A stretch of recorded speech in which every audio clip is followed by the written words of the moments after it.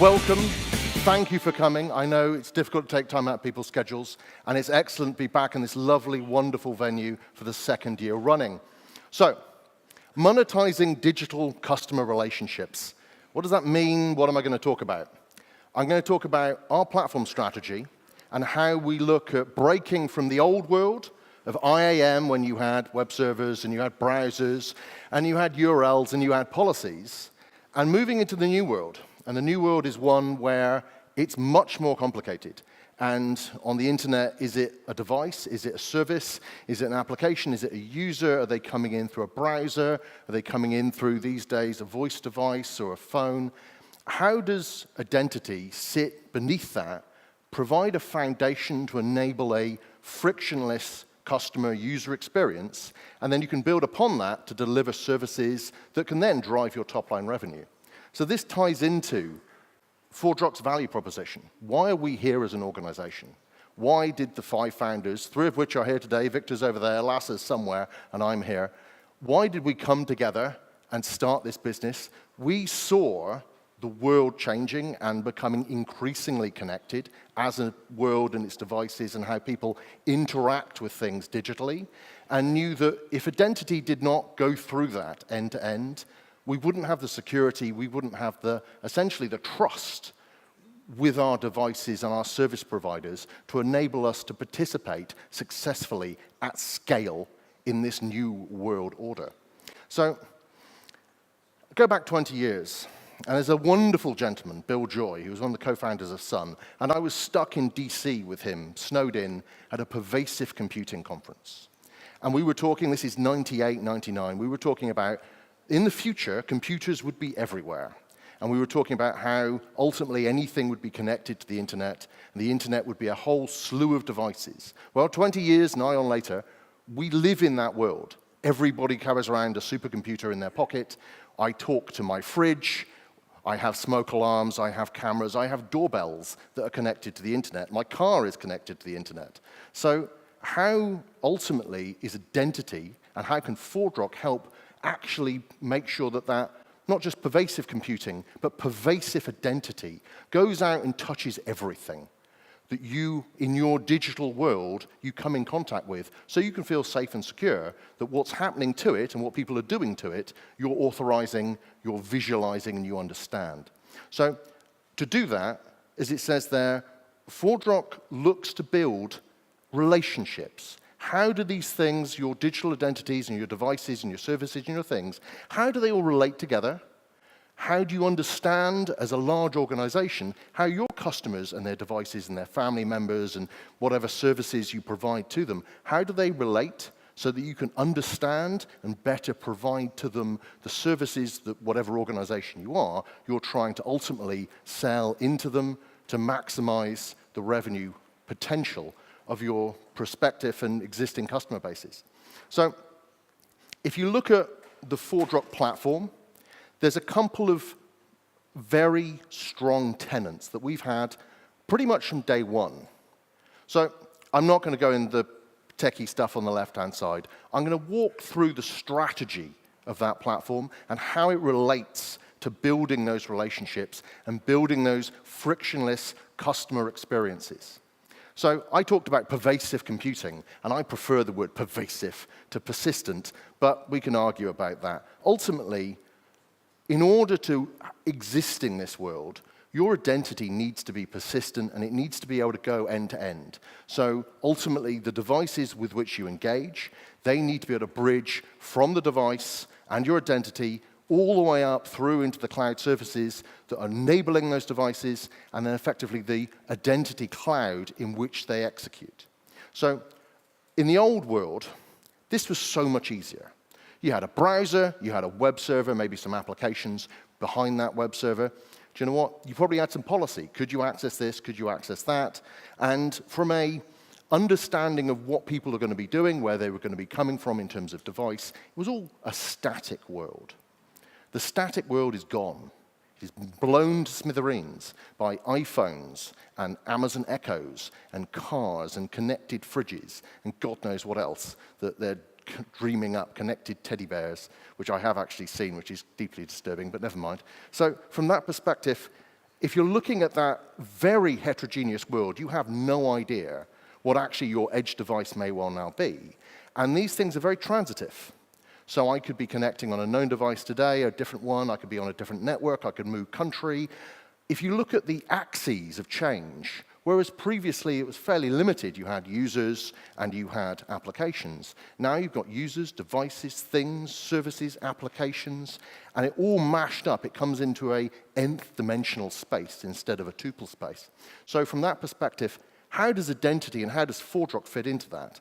Well, ultimately, we need to provide that foundational layer that allows you to interact, identify yourself, identify into how that relates to everything else that's relevant to your platform and your services, and then be able to then provide back services such as authentication, authorization, policy around that, and also then bridging that gap out to the edge and security around there to make sure that the whole platform is secured and you know who's doing what, to whom, and with what.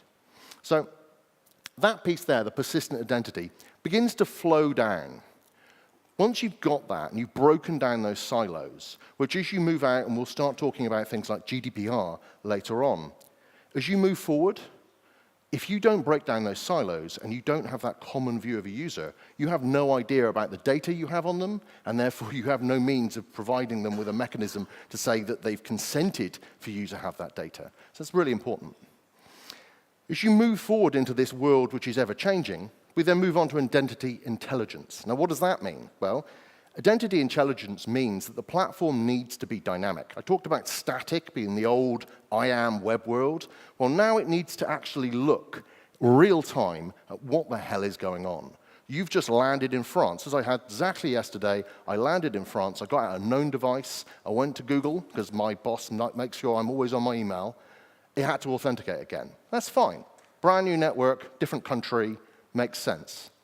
Now, if I'd have come in, and I'd have come in with that device, but actually brand new device, I just popped into the Apple Store, bought a new one, almost certainly multi-factor. So this is the kind of contextual, same person, same credentials, but different device or different location, that we need to bleed into our ability to respond and react.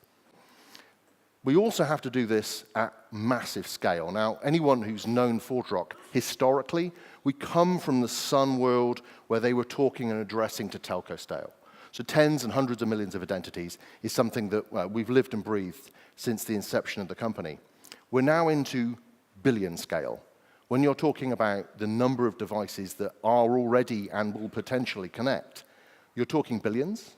And therefore, we as an organization and our customers are looking at how we're in a position to do that and build those relationships and able to do that at a scale which is, 10 years ago was absolutely unheard of, but in 10 years' time will be the accepted norm. And if we can't do this, and if other organizations who are consuming or trying to deliver these technologies can't do this, we won't be able to fulfill what we're looking for from an internet and connected Internet of Things. So you're then looking from a massive scale perspective how we actually do that. And then the final piece, and that really ties together very well, most important, run anywhere. So that means heterogeneous clouds, whether it's your cloud, a private cloud, on-prem, but also you're looking at scaling up and scaling down. Because in the old days, when you buy 2 servers, and this is the cattle, although I disagree, it's sheep, not pets, not cattle, not pets. See me later as to why. If you're looking at the old world where you bought servers and you scaled them and you lived with them for 3 years, that's gone. You're looking at servers that are very transitive, and when you have your load, you peak up, and you have multiple servers, and you need to do that in a very structured, automated way. You can't be manually building servers when your load spikes. It needs to be done in a nice, structured, automated way, and ForgeRock puts huge investment into the platform to enable us to work extremely well in those containerized, DevOps-driven environments. So you've done that, brilliant, you scale up, well, suddenly you're paying Mr. Jeff Bezos a lot of money, and the load is dropped. You need to come back down again if you're going to be cost efficient. So we have to exist in that world. So relationship management, let's move on and talk a bit more about that. In order to be able to maximize your understanding about your customers, you need to be able to collect the data the attributes from as many sources as possible, as frictionless as possible, and as it says on the right-hand side, with the consent, the coming of GDPR, with the consent of the person, the individual from whom you are collecting that data. Our platform gives you the ability, the example here is social identity, but it could be any identity mechanism, it could be government, it could be financial, to collect that data, do it in a way which is, it says frictionless. What I mean by this is, ideally, you don't want the first time you interact with a new potential customer to provide them with a form which is 4 forms long, it's 30 different fields, and all you want to do is actually send them an email. So just ask them for their email. But you need to do that in a way that next time they come back, and the next time they touch your infrastructure, you know you've got their email, and actually this time you might want to, if they want to customize something, you might need to create an account. So then you ask them to create a password. So something which is nice and progressive, and we'll talk more about that later as well. Once you bring these things together, and obviously tied into letting them know what you're doing and why, ForgeRock as a platform allows you to build relationships. And many of our customers, these identities do not exist in silos. You have a parent, a child relationship, perhaps, if you're delivering television content. And the parents can obviously have, therefore, control, and should have control over what their children are watching. But in order for the platform to do that, they need to understand that those individual identities are related, not just by bilateral relationships, but what the permission relationships are between those as well. And I love the fact, if you do follow me on Twitter and you know my affection for my dogs, that there's a dog right in the very center of that particular network. Once you've built these relationships, we have a uniform API in the platform that enables you to leverage and pull that intelligence from the platform into your systems, and that's then where you've got the data orchestration down at the bottom. So in the old world, that might have been an HR system, it might have been SAP, it could have been Oracle. These days, it's much more likely to be something like Marketo. It's going to be something which is marketing-driven, so you can understand and build your pipeline, again, feeding back into Salesforce so that you can drive your revenue forward. So you've got these relationships, and I was talking about you collecting that data, but I'm also discussing frictionless. So you saw this morning MS Sports with these lovely, I'm not somebody who can play basketball, but we now live in a world where basketballs are connected to the internet. Who knew?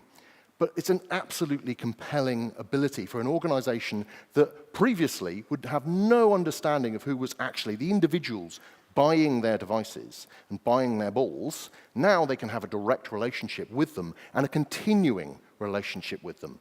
But in order to do that, when you buy your basketball and you want to start using your basketball, you don't want to spend half an hour on the internet before the basketball will function.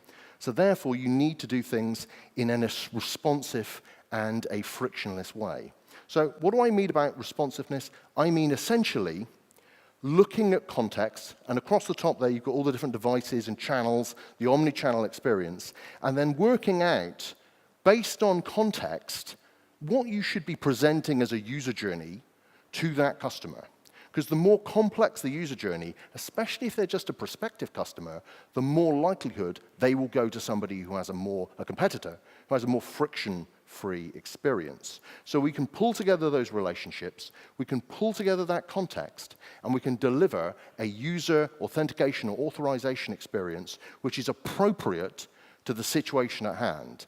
Are they just looking for somebody to send them an email, or are they actually trying to spend £30,000 on a very, very shiny car which is connected and there's a big transaction? And obviously, there's a lot of gray area in between. But that's the kind of thing that a platform needs to understand to be able to deliver that experience. I like the word pervasive. It says persistent. I didn't get a chance to update because I love the fact that actually we're now thinking really big at ForgeRock. And thanks to Lasse and our CTO team, we've now got the ability that we can go right out to the edge. So I've got 2 slides here. One is actually talking about connecting, but from the contextual side of things. We have devices, and we have selected here. We did a demo a couple of years ago where you've got the kind of RFID hotel door lock, but these days it could be your front door, it could be any small device, my doorbell, that connects to the internet. Now these devices connect variety of protocols. MQTT is used as an example there. But these devices typically have been their own individual silos, and they don't have an easy means to bring them in to our identity world. So with the release of our most recent platform, we've introduced the Identity Message Broker. Now this talks these magic protocols that I don't profess to understand, but the man at the back does, or rather he probably has people who work for him that do. And we've been looking at how you can actually bring in this information so that you can push authentication and authorization and capture data from those devices to again inform your information about the relationships and the users and their devices so that actually the customers consuming your devices can feel confident that they're using them and other people are not misusing them. You also have to think about the devices themselves and the security therein. So these devices typically, and we're working with people like Dell, Intel, ARM, Samsung, they're the people providing these IoT platforms, and they have secure, trusted environments. We're rolling out software that actually lives within the device, because that's where the security needs to start. It has to start at the device level, and it has to go, as Lasser coined, chip to cloud, because without that, you don't have the whole secure infrastructure. So we can then bring and securely transmit that identity relation between the device and the cloud and your platform, and do that in a secure and structured manner. So, the brain. How does our platform enable all of this? I've touched on many of these points. We've been working tirelessly at bringing more and more identity providers, focused on social, but you can easily build and extend your own if you're in the financial markets or whatever else. This is the way that we can bring in attributes in a friction-free way and build up that profile on your customers to better enable and service what you want to do, and then spread that information out across your relationships and push that into your Marketos or whatever else, again, to build up the vision of your prospective and existing customers. Now, this is a really important point. This is one of the newest things that come out in the platform, and this enables us to move from that old world where you effectively had a chain of authentication. I'm going to ask somebody a username and password, I might ask them an MFA, but it was fairly static, it was fairly structured, and it related back to the old world where you had a browser accessing a web application and there were some URLs. In the new world, which is extraordinarily diverse, extraordinarily transitive, we need something better. We need something which is transformative to authentication and authorization, and ForgeRock have delivered it in the terms of authentication trees that we will be demonstrating when I wrap up and you don't have to listen to me anymore. So this is the ability to essentially come up with a map, a tree of decisions that based on geographic location, based on device, based on past experience with the person coming in, and what they're trying to do, you can actually make a decision as to what the appropriate authentication and authorization flow is. Good example here being, you've authenticated, and we introduced this thing called push authentication in the platform last year. And this means that you're trying to log in, and actually you'll get a push notification on your phone, biometrics, and in you come. We've now augmented that with authorization. So I'm sitting there at night, my daughter's upstairs, she wants to watch Die Hard, I get a notification, can Charlotte watch Die Hard? And of course, yes, she can, because it's awesome. So ultimately, this is the world which we're talking about. We have to be able to have control over this new digital future. And nothing could be, in terms of control, than the joy of GDPR. Don't think of it as regulation. Don't think of it as something which is bad. Think of it as an opportunity, because it is an opportunity to differentiate yourself from your competitors and enable you to be the person, the organization, the company that says, actually, we respect your privacy, and this is the information we have about you. This is what we do with it. Do you agree or disagree? At the moment, all of this information for many organizations are out there, and the consumers have zero visibility and zero control. GDPR, and if you pick it up and run with it, is actually a very competitive business advantage. And again, in our latest release of the platform, we have actually that privacy dashboard, again, we'll be demonstrating shortly, that shows you how, once you aggregate this data, how you then demonstrate and put that back in the hands of the consumers and provide them with visibility and provide them with control. Final piece, talking about smart profiling. And this again brings me back to, I talk about frictionless, but how the platform can enable that. And this goes back to the point that we've actually designed it so that you can build up your customer profile progressively as appropriate. Do you need somebody's address? Well, only if you need to send them something. So ask them when you need to send them something, not at the beginning. Same for credit cards, same for telephone, etc.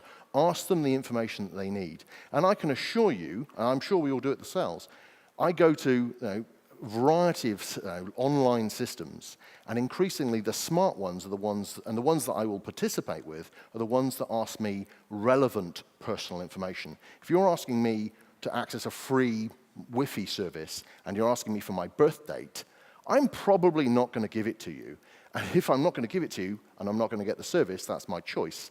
But the companies need to start thinking much better about how they ask that information and when's it appropriate and why they're doing it. And our platform's there to help you manage and control those relationships and what you do with that data.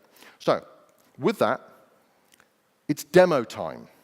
So I'd like to welcome to the stage two wonderful French CEs, Alan and Leonard. Alan and Leonard. Thank you.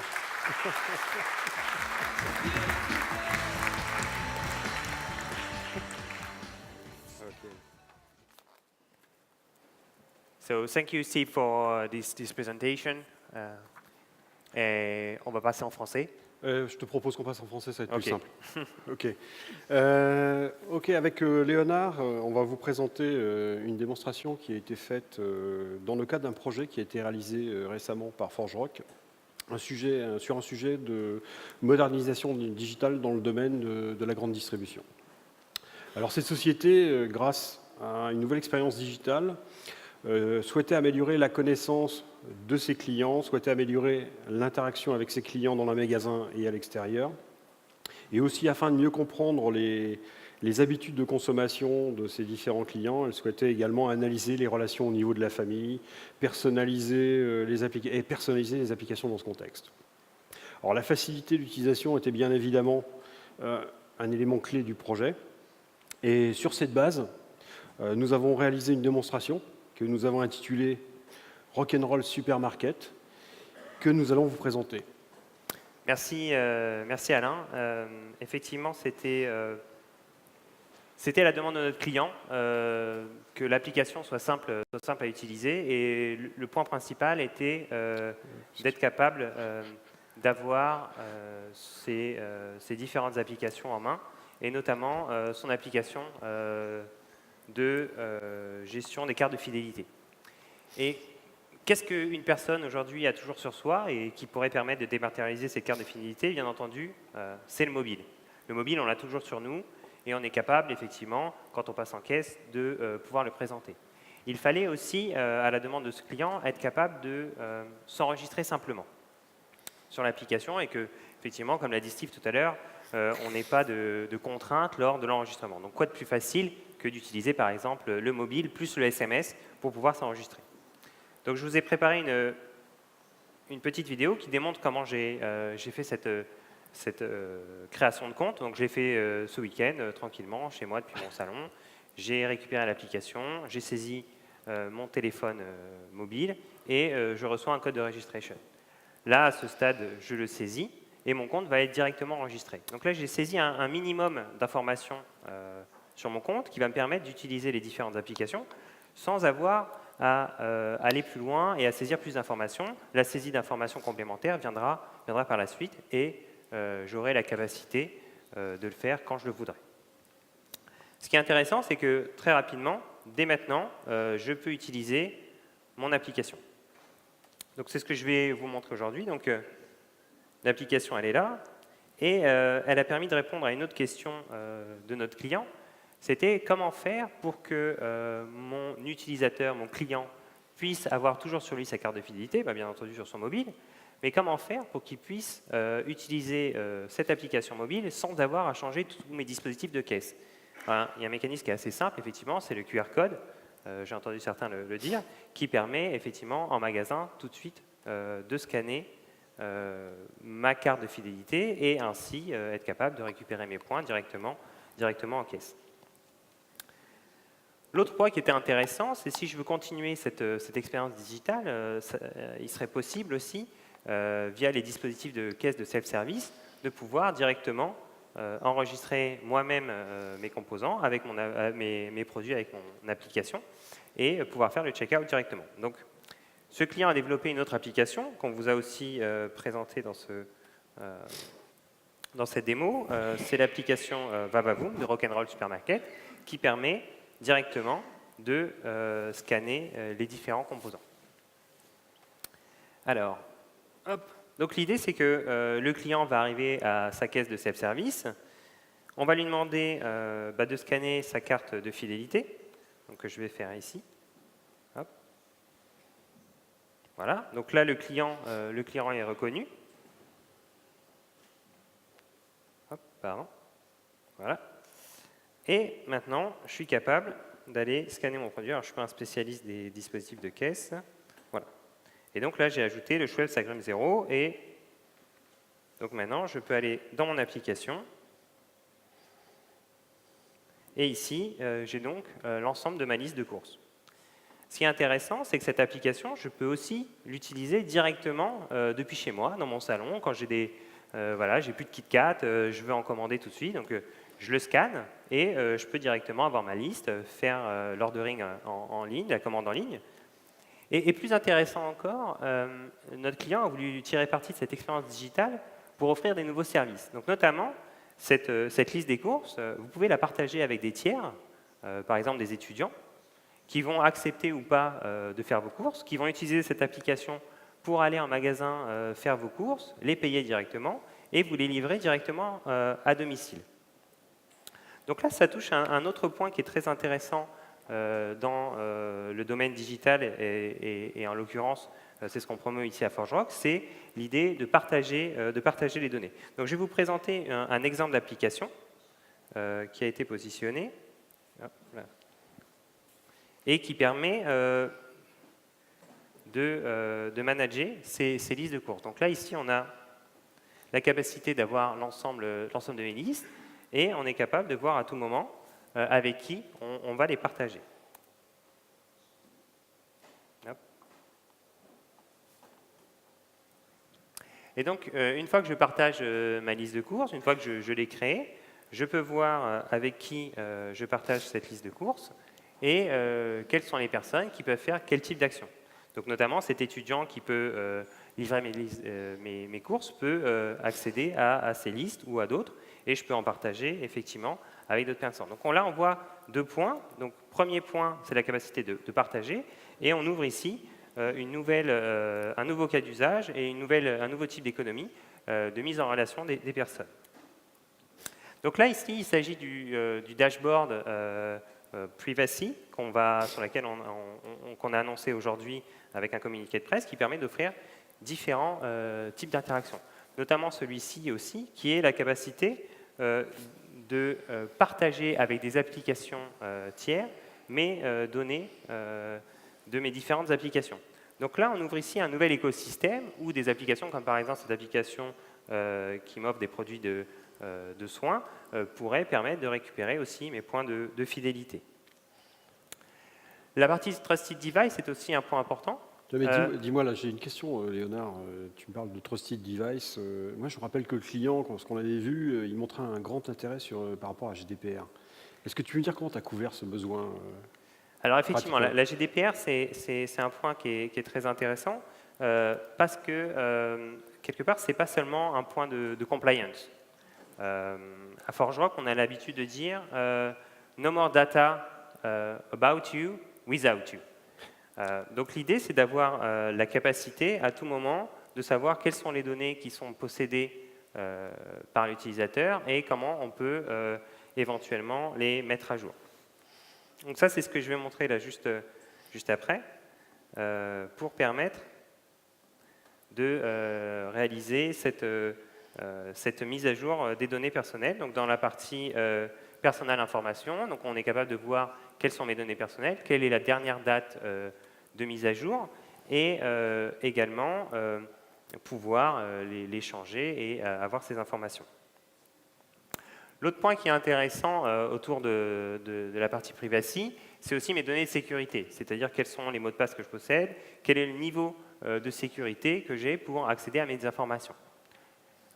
J'ai aussi la capacité dans ce dashboard d'avoir la partie social login qui, au-delà de l'authentification, me permet aussi de récupérer des informations et de permettre aussi d'effectuer certaines actions. Donc là, à tout moment, je peux voir ces informations que je partage, qui est partagée avec les réseaux sociaux et éventuellement les déconnecter.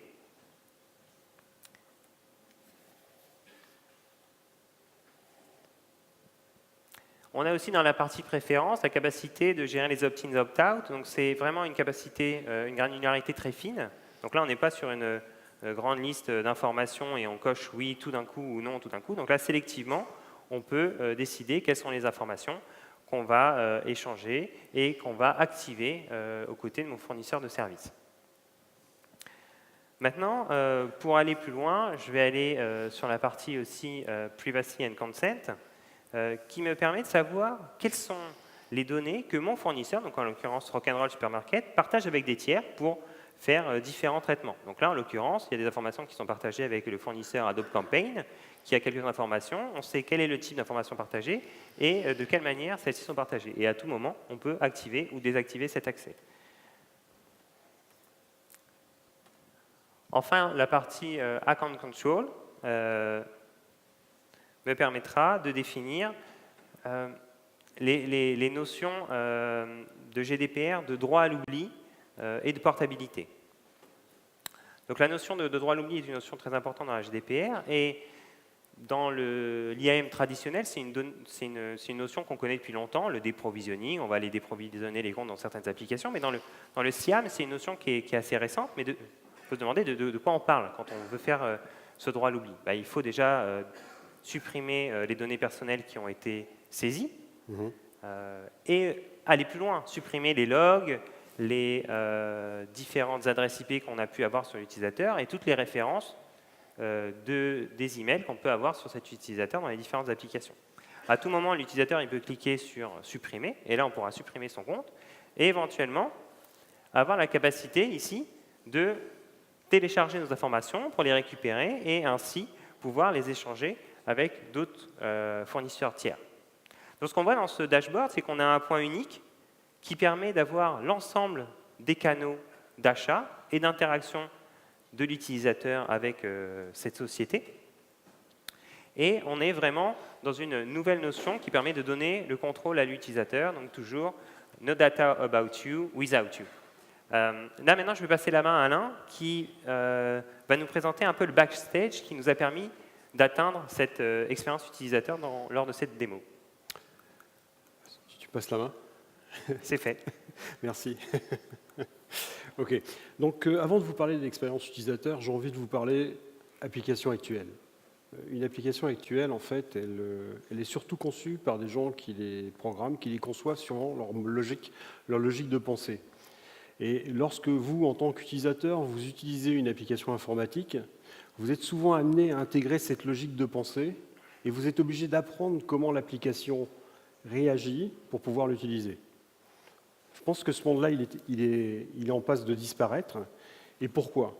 Parce qu'aujourd'hui, moi, ce que je souhaite, c'est lorsque j'utilise une application, je souhaite que l'utilisation apprenne mon mode de pensée et je ne souhaite pas apprendre pour chaque application le mode de fonctionnement de chaque application. Or, l'élément qui relie l'application à vous en tant qu'individu, c'est votre identité. Votre identité est le contexte d'identité que vous allez générer au cours de votre historique de navigation avec cette application.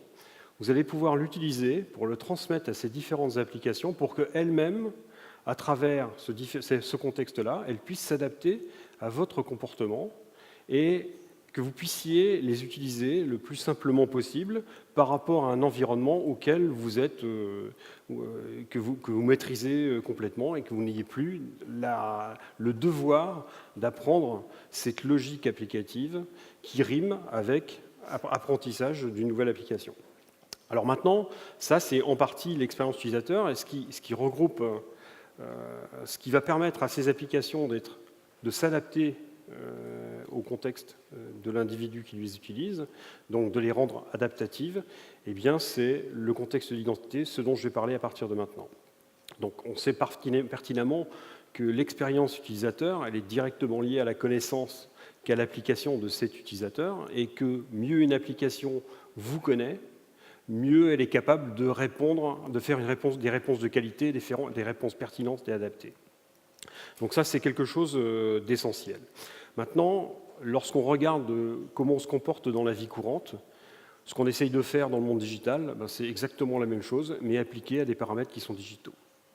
Ces paramètres digitaux, ils sont relativement simples et ils proviennent de notre poste de travail, de notre téléphone mobile, de notre navigateur. Et notre devoir en tant que producteur de solutions d'identité, c'est d'obtenir toutes ces informations qui vous caractérisent, qui caractérisent votre contexte de navigation, qui caractérisent la façon dont vous allez utiliser ces applications pour construire un contexte d'identité qui vous ressemble et qu'on va pouvoir utiliser pour rendre ces fameuses applications, ces fameux services adaptatifs. Donc c'est ce que nous nous proposons de faire chez ForgeRock à travers ce qu'on appelle les arbres de décision. C'est une nouvelle fonction qui a été introduite dans la dernière version d'Access Management de la plateforme d'identité de ForgeRock. Et justement, comme premier exemple, je vais prendre cette application que tu as décrite, Léonard, et qui nous permet de remplir ce fameux caddie. Et je me dis, première extension que j'aurais envie de faire par rapport à cette application, eh bien, c'est de géolocaliser l'utilisateur. Et donc, tu pourrais me trouver directement dans le magasin et je pourrais, plutôt que d'aller faire mon check-out sur la borne, ça pourrait être fait automatiquement. Je pourrais sortir quasiment avec mes courses. Absolument. Ça veut dire que je pourrais te géolocaliser et à ce moment-là déterminer dans quel magasin tu te trouves, de te faire part des promotions qui t'intéressent, parce que j'aurais obtenu ton contexte d'identité, j'aurais obtenu ton contexte de navigation préalable, ton historique de navigation, donc je saurais exactement qu'est-ce qui t'intéresse. Mais si pour des problèmes de données personnelles, tu ne souhaitais pas que j'utilise ces propres données personnelles, j'aurais aussi la capacité de passer dans un big data et puis de déterminer la catégorie d'utilisateurs auquel tu appartiens et à ce moment-là de tirer parti des habitudes de consommation de cette catégorie d'utilisateurs pour te proposer quelque chose d'équivalent. C'est ce que j'ai fait apparaître sur ce schéma. Et là, on voit apparaître la notion de relation. Et ce qu'on voit souvent apparaître, par exemple sur les sites, moi j'utilise beaucoup les sites musicaux, ce qu'on voit apparaître sur les sites musicaux, alors, vous avez l'habitude d'écouter de la musique, vous écoutez souvent certains types de musique, et puis ces gens-là, en fait, ils commencent à apprendre comment vous vous comportez, et ils vous proposent au fur et à mesure des titres de musique des musiciens que vous ne connaissez pas ou des interprètes que vous ne connaissez pas. Et souvent, il y a des belles découvertes à faire. Et je pense qu'on est exactement dans le même schéma. On est capable de passer ces différents utilisateurs, ces différentes habitudes de consommation dans un environnement de traitement global. On est capable de déterminer des nuages d'utilisateurs qui correspondent à des catégories, ce qui va permettre d'anonymiser leur relation avec le service et à ce moment-là de proposer d'associer ces catégories d'utilisateurs dans le contexte d'identité de l'utilisateur réel et à ce moment-là de lui proposer des choses auxquelles il n'aurait pas pensé pour améliorer son expérience, pour lui faire découvrir des éléments nouveaux par rapport à une application. J'étais un peu long, je vais essayer d'être un peu plus rapide. Donc là, c'est un peu ce qu'on appelle l'expérience utilisateur, le contexte d'identité associé à l'expérience utilisateur. Mais on peut utiliser le contexte d'identité de toute autre fonction, et essentiellement pour contrôler les accès, pour vérifier les accès d'un utilisateur, même lorsque celui-ci ne s'est pas encore connecté, n'a pas fourni d'éléments le décrivant. Alors c'est ce que je vais essayer de vous montrer dans le slide suivant. Alors je pense que vous avez tous entendu parler du virus WannaCry. Il y a beaucoup d'organisations qui ont été attaquées par ce virus et qui étaient principalement dues à des systèmes de type Windows XP qui n'avaient pas été mis à niveau par les utilisateurs qui utilisaient ces systèmes. Si un système de contrôle d'accès avait été capable, et une chose qui est extrêmement simple, de récupérer cette information correspondant au système d'exploitation, de récupérer le niveau de mise à niveau de ce système d'exploitation, on aurait été capable de bloquer ces différents accès. On aurait été capable aussi d'associer un risque à l'utilisation de ce type de poste client. Et à ce moment-là, laisser au service la capacité de décider s'il souhaitait continuer l'interaction ou l'arrêter complètement. Donc c'est un peu une autre notion qu'on voit apparaître au niveau des arbres de décision, c'est ne plus raisonner en termes exhaustifs, en termes de sécurité, c'est-à-dire que si je possède tel attribut, je génère telle action et j'interdis tel accès, c'est de dire aujourd'hui, quel est le niveau de risque associé à tel accès par rapport à tel individu, tel terminal ou tel navigateur ou telle géolocalisation. Donc on est plus dans une approche associée au risque, et ce risque-là, on va le rendre dynamique à travers l'évolution, à travers les habitudes de navigation de cet utilisateur par rapport à des groupes englobants. Ces groupes englobants, ça va être des gens qui se comportent un peu de la même façon, et on va essayer de modéliser le comportement et de déterminer si le comportement d'un individu est véritablement déviant par rapport au comportement standard. Et à ce moment-là, associer un niveau de risque et laisser à l'application ou au système d'authentification la capacité d'interdire ou d'autoriser l'accès. Voilà, donc c'est un peu ce que j'ai essayé de faire figurer sur ce schéma. Donc là, c'est véritablement un arbre de décision. Et vous voyez que le deuxième élément, après le start, c'est quelque chose qui va permettre d'obtenir le type de système d'exploitation qui est exécuté sur le poste client. Et bien évidemment, soit de bloquer définitivement l'accès si on se trouve sur un système malveillant, ou alors de mettre une propriété dans la session pour pouvoir laisser au service le soin de décider de continuer ou d'arrêter la transaction. Bien. Alors, maintenant, tout ce que je viens de vous dire, c'est véritablement ce qui a suscité la création des arbres de décision. La création des arbres de décision, ça a été créé d'une part pour améliorer la connaissance qu'on va avoir de l'individu par rapport à son environnement, à son historique, à sa localisation, à ses habitudes, et de pouvoir construire un contexte qu'on va pouvoir transmettre aux différents services qui vont eux-mêmes pouvoir l'utiliser à travers un ensemble de processus associant différents services, ou alors utiliser ce contexte d'identité et ces signaux digitaux qu'on reçoit de la part du client pour améliorer la façon dont on va décider si un utilisateur va être capable d'accéder ou pas à un service ou à une application. Alors, j'ai essayé de décrire tout ça. Chose importante aussi, c'est que moi j'ai horreur des mots de passe et j'ai horreur de rentrer des données, je m'en souviens jamais. Donc ce type de système, il est aussi prêt pour faire ce qu'on appelle du passwordless.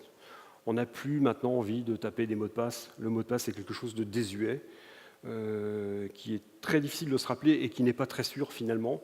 Donc on va essayer de voir comment on peut utiliser des méthodes associées par exemple à un dispositif mobile, associé à de la cryptographie, à la biométrie, qui va permettre de sécuriser l'accès aux applications. OK.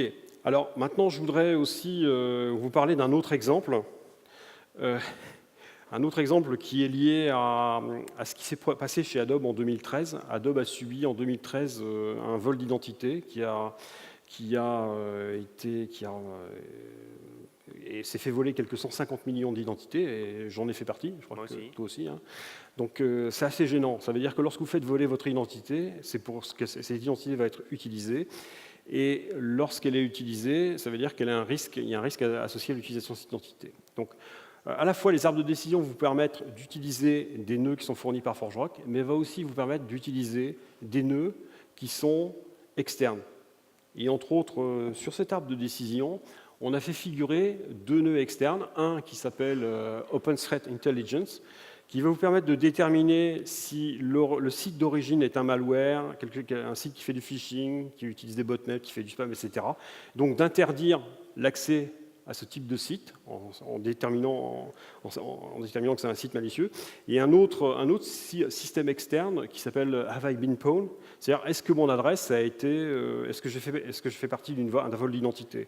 Et à ce moment-là, vous soumettez votre nom ou votre adresse email, et on va être capable de déterminer si l'adresse a été volé, et à ce moment-là, d'interdire l'accès ou d'associer un risque très important à cet accès. Maintenant, je souhaiterais terminer cette présentation sur les arbres de décision très succincte. Vous voyez que c'est un modèle extrêmement puissant sur de l'IoT. L'IoT et sur la notion de véhicule connecté. Alors, on a tous... moi, j'ai vu au fur et à mesure des véhicules que j'ai utilisés. Au début, j'avais une clé, après j'ai eu une clé sans contact, et puis je l'insérais dans une fiche, et puis maintenant j'ai la clé sans contact qui ouvre directement la porte et qui me permet de démarrer. Je pense qu'à terme, on n'aura même plus de clé, on aura simplement un mobile, et le mobile nous servira de clé. Alors maintenant, les arbres de décision vont aussi s'adapter à ce type de fonction, et on va être capable d'utiliser à travers une clé sans contact, d'identifier la clé sans contact. Pour un individu qui possède un véhicule, il va pouvoir s'identifier auprès du système d'information du véhicule et à ce moment-là rentrer son nom et récupérer ses préférences pour régler son siège, sa climatisation, sa radio. Lorsqu'il prête sa voiture à sa femme va s'identifier de la même façon et va récupérer ses préférences exactement de la même façon dans l'environnement IoT. Je pense que la notion de système adaptatif prend tout son sens lorsqu'on parle d'IoT. Parce que l'IoT, c'est véritablement l'explosion des dispositifs qui vont être plus proches de nous et qui vont devoir s'adapter le plus intimement avec notre personne et notre identité. Je te remercie, Alain, d'avoir élargi sur le sujet de l'automobile, d'ailleurs qu'on connaît bien tous les deux. Dans cette présentation, on a répondu au cahier des charges de notre client et on en a tiré donc, ces démonstrations. Pour conclure, je dirais qu'on est vraiment allé. Pour conclure, Alain. Excuse-moi. Oui, pour conclure, tu dois appuyer. Voilà. Et encore. Pour Appuyer. conclure, on a vraiment vu que dans cette démonstration, l'identité est un point important qui nous a permis d'activer ces nouveaux services digitaux et d'atteindre effectivement cette expérience omnicanale. On a aussi vu que l'expérience utilisateur était quelque chose d'essentiel en termes d'application et en termes de bénéfices et d'interaction avec justement cet utilisateur. On a vu aussi les nouvelles méthodes de partage et de consentement utilisateur qui, au-delà de la GDPR, permettent d'offrir des nouveaux business models et d'offrir un nouvel écosystème pour que vos services puissent intégrer des applications tiers. Et enfin, je pense que la sécurité aujourd'hui, elle ne s'applique pas qu'à des moments donnés du cycle de vie de la transaction, elle s'applique tout le temps.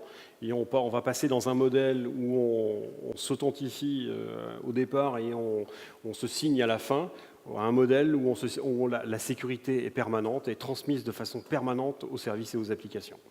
C'est ce qu'on appelle aujourd'hui la sécurité continue. Merci. Merci, je vous remercie à tous pour votre attention et n'hésitez pas à venir revoir toute l'équipe avant-vente dans les couloirs. Je vous remercie. Merci Léonard.